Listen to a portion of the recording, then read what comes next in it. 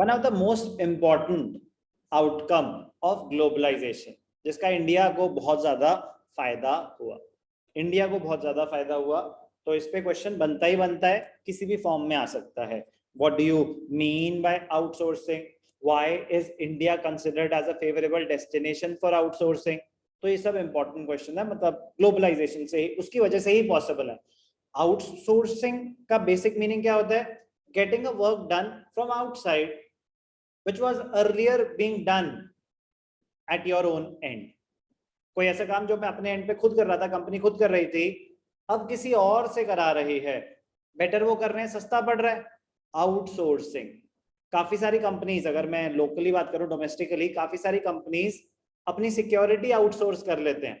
मतलब कि अपनी कंपनी में हम फुल टाइम गार्ड रखेंगे, वो छुट्टी पे हो गया तो कौन आएगा, शिफ्ट होंगे, कह रहे हमें इस चक्कर में पड़ना ही नहीं, सिक्योरिटी एजेंसी हायर करेंगे, उनको आउटसोर्स कर देंगे सिक्योरिटी, वो अपने आप गार्ड भेजेंगे, तो सिक्योरिटी आउटसोर्स कर ली. कुछ कंपनीज अकाउंटिंग आउटसोर्स कर लेते हैं. अकाउंटिंग मतलब अब मेरा जो ट्रांजैक्शन है, मेरा जो नेचर ऑफ बिजनेस है, इसमें मैं कोई दुकान खोल के बैठा हूँ, क्या मेरी रोज कोई ट्रांजैक्शन हो रही है? दिन में 100 जो शॉप होती है उसमें तो रोज रोज मल्टीपल ट्रांजैक्शन हो रही है, हंड्रेड्स थाउजेंड्स ऑफ ट्रांजैक्शन हो रही है, तो उनको तो अकाउंटेंट चाहिए फुल टाइम. क्या मुझे फुल टाइम अकाउंटेंट की जरूरत है? तो मैंने कहा मैं क्या करना अकाउंटेंट में, तो मतलब भूल जाओ कि मैं अकाउंट पढ़ा हूं, लेकिन मैं कह रहा हूं फिर भी मेरी ट्रांजैक्शन ही इतनी नहीं है कि मेरे को अकाउंटेंट की जरूरत हो. तो मैंने क्या करा, आउटसोर्स कर लिया. महीने में एक बार आता है, पूरे महीने की अकाउंटिंग करता है, खत्म. या 6 महीने में एक बार, या साल में एक बार जब मेरे को रिटर्न भरनी होती है, तो पूरे साल की अकाउंटिंग एक साथ हो जाती है. इतने कोई लंबे चौड़े अकाउंट्स नहीं है. आउटसोर्सिंग का मतलब होता है, एक होता है इन हाउस. इन हाउस का मतलब होता है कि आपने कंपनी में अपने रोल्स पे उसको एम्प्लॉय बनाया हुआ है. एक होता है आउटसोर्स कर देना, कि अपने इन हाउस नहीं, बाहर किसी से करा रहे हैं. आप बाहर किसी से कब कराओगे? जब वही काम आपको सस्ता पड़ रहा है. गाड़ी की कंपनियां टायर आउटसोर्स कर लेते हैं, कि कार बनाएंगे, भाई हम टायर खुद नहीं बना रहे, वो टायर वाली कंपनी बेटर टायर बना रही है, उसने हर कंपनी को बेचना है, तो वो पूरा सेटअप उनका बेटर होगा कि नहीं होगा? क्या जरूरत है हमें अपना टायर बनाने की? कितनी बड़ी बड़ी कंपनी से गाड़ी बना सकते हैं, टायर नहीं बना सकती. तो आउटसोर्सिंग करा जाता है जब बाहर से कोई चीज सस्ती पड़ती है. तो फॉरेन कंपनीज में आउटसोर्सिंग, कॉल सेंटर इंडिया में बन जाते हैं. कॉल सेंटर कि वहां की कॉल्स डाइवर्ट होकर यहाँ पे आती है, यहाँ से आंसर हो रही होती हैं, क्योंकि चीप लेबर अवेलेबल है. चीप लेबर अवेलेबल है इंडिया में, वो उनको वहां महंगा पड़ता है, उन्होंने आउटसोर्स कर लिया. वॉइस, ठीक है ना, कॉल सेंटर देखो ना, बीपीओ बिजनेस प्रोसेस आउटसोर्सिंग, तो उसमें वॉइस का अगर बिजनेस प्रोसेस आउटसोर्स हो रहा है तो उसको कॉल सेंटर बोलते हैं. सेगमेंट है एक बीपीओ का. इंश्योरेंस आउटसोर्स कर लेते हैं, बैंकिंग आउटसोर्स कर लेते हैं, डिसीजन ऐसे फाइनेंशियल अकाउंटिंग आउटसोर्स कर लेते हैं. बहुत सारी चीजें आउटसोर्स हो सकती हैं, बट आउटसोर्स होगा कब? जब बाहर से सस्ता पड़ रहा हो और क्वालिटी में कोई कॉम्प्रोमाइज ना हो रहा हो. तो हमारे इंडिया में पढ़े लिखे लोग चीपली मिल जाते हैं, इन द सेंस कि cheap labour and yet skilled labour is in abundance in our country. Therefore, India is considered as a favorable destination for outsourcing. पढ़ेंगे अब दोबारा ध्यान से, बट जितना बोला उसी के आसपास सारी बातें होने वाली हैं. बहुत इंपॉर्टेंट है outsourcing. Outsourcing refers to contracting out some of its activities to a third party which were earlier performed by the organization. For example, many companies have started outsourcing security service to outside agencies on a contractual basis. Outsourcing is one of the important outcomes of globalization process. तो within India तो outsourcing होती है, but जो सबसे बड़ा outcome था globalization का, outsourcing was possible कि हम different countries से काम करा सकते हैं, कोई restriction नहीं है. Outsourcing is emerging as a major activity in industrial and service sectors. Although वहां पे प्रोटेस्ट होने शुरू हो गए हैं कि बाहर से आप काम करा रहे हो, जो वहीं के लोगों को मिलना चाहिए, तो वहां की जॉब्स, अनएम्प्लॉयमेंट रेट बढ़ रहा है. जो काम वहां के लोगों को करना चाहिए था, बाहर से सस्ते में करा रहे हैं, लेकिन वहां के लोगों की तो जॉब खा रहे हैं. तो बहुत प्रोटेस्ट हुए यूएस में इस चीज को लेके. It has intensified in recent times because of the growth of fast modes of अब तो टेलीकम्युनिकेशन इतना ज्यादा स्ट्रांग हो गया है, इंफ्रास्ट्रक्चर इतना ज्यादा स्ट्रांग हो गया है, पहले थोड़ी ना इतनी हाई स्पीड इंटरनेट होता था, तो अब तो और इजी हो गया है आउटसोर्सिंग। टेलीकम्युनिकेशन इंफ्रास्ट्रक्चर डेवलप होने की वजह से ग्रोथ और ज्यादा fast pace, particularly because of the growth of information, IT information technology, उसकी ग्रोथ की वजह से आउटसोर्सिंग और ज्यादा इजी हो गया। वीडियो कॉलिंग का क्या फर्क, मतलब मैं कंप्यूटर पे यहाँ पढ़ा रहा हूँ तो किसी को क्या सपने आएंगे कि मैं यूएस में बैठा हूँ, कनाडा में बैठा हूँ, यूके में बैठा हूँ या इंडिया में बैठा हूँ, उसको फर्क भी नहीं पड़ता, उसको अपने काम से मतलब है। बट ये कब पॉसिबल है?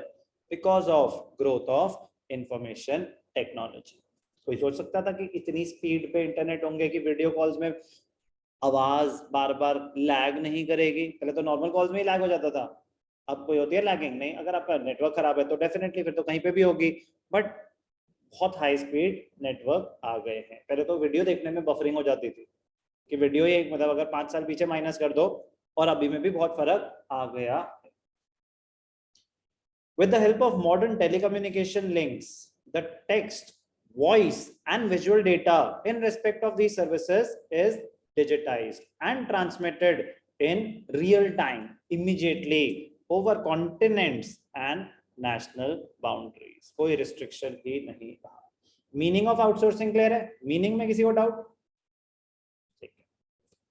India. Why is India considered as a favorable destination for outsourcing? Very, very important question. India has become a favorable destination of outsourcing for most of the MNCs. Why? Because of availability of skilled manpower. India has vast skilled manpower, which enhances the faith of MNCs for investment in India. यहाँ पे skilled labor बहुत ज़्यादा available है, population हमारी इतनी है। Favourable government policies वो धीरे धीरे और फेवरेबल होती जा रही हैं। MNCs get various types of lucrative offers, SEZs। SEZ क्या होता है? स्पेशल इकोनॉमिक जोन सेटअप हो जाते हैं कि अगर आप यहाँ पे इन्वेस्टमेंट करेंगे तो आपको टैक्स हॉलिडे मिलेगा, मतलब इतने टाइम तक टैक्स नहीं देना पड़ेगा, और कुछ भी कंसेशन हो सकती हैं इन्वेस्टमेंट अट्रैक्ट करने के लिए, फॉरेन इन्वेस्टमेंट अट्रैक्ट करने के लिए। Favorable government policies, MNCs get various types of lucrative offers from the Indian government such as tax holidays, tax concessions, etc. SEZ उसका एग्जाम्पल है, स्पेशल इकोनॉमिक जोन। क्या area जो भी मैं डेवलप करना चाहता हूँ ना एरिया, मैं उसको वहां पे पता तो ये SEZ है, स्पेशल इकोनॉमिक जोन, और कुछ नहीं, वहाँ पे एक बिल्डिंग ही होती है, बट अगर वहां पे ऑफिसेस बनेंगे तो आसपास का एरिया डेवलप होगा कि नहीं होगा, रोड्स डेवलप होंगे कि नहीं होंगी, प्रॉपर्टी के रेट्स बढ़ेंगे, बहुत एडवांटेजेस होती हैं। So availability of skilled manpower, favorable government policies, low wage rates and availability of cheap labor in India for skilled work. तो skilled labor cheaply available होती है इंडिया में। Considerable growth of Indian IT industry, information technology industry, which has proved its competitive strength in the entire world.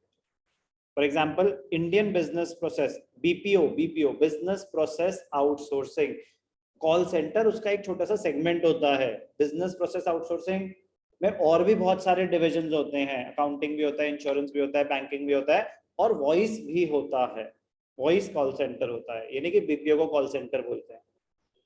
एक होता है KPO, KPO की full form कोई बता सकता है? Correct, KPO knowledge process outsourcing. तो अब क्या होता है, कुछ कुछ कंपनीज तो बस रिसर्च का काम आउटसोर्स कर देती हैं कि यार आप इस चीज पे पूरा एक्सप्लोर करके हमें एक रिपोर्ट सबमिट करके दो। केपीओ नॉलेज, वो उनका काम ही सिर्फ रिसर्च और आइडियाज शेयर करना, सर्वे कंडक्ट करना, कुछ भी बहुत बड़ा काम होता है, डेटा को एनालाइज करना। For example, Indian BPO business companies are already gaining prominence and earning precious foreign exchange. तो ग्लोबलाइजेशन का जो सबसे बड़ा आउटकम था वो क्या था? आउटसोर्सिंग। इंपॉर्टेंट है meaning of globalisation, positive and negative trades of globalisation, what changes were made to the Indian economy because of globalization.